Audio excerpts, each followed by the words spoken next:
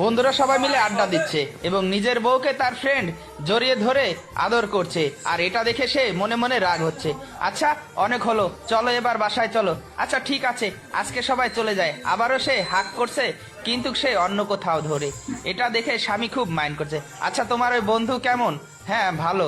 আমি বলছি তোমার ওই বন্ধু ভালো না, ওর সাথে আর তুমি মিশবে না। আরে ইয়ার এমন করছো কেন? আরে ও এমন খারাপ ছেলেই না, ওর সাথে অনেক দিন যাবত মিশছি, ও খুব ভালো ছেলে। হ্যাঁ ভালো ছেলে, তাহলে একটা পরীক্ষা করে দেখো, যে বলো যে আমাদের মাঝে ডিভোর্স হয়ে গেছে, কোনো সম্পর্ক নেই, এখন কি করব বলো। আচ্ছা ঠিক আছে, এটা একবার ট্রাই করেই দেখতে পারো কি বলে ও, তাহলে বুঝতে পারবা ও তোমার ভালো বন্ধু না খারাপ বন্ধু।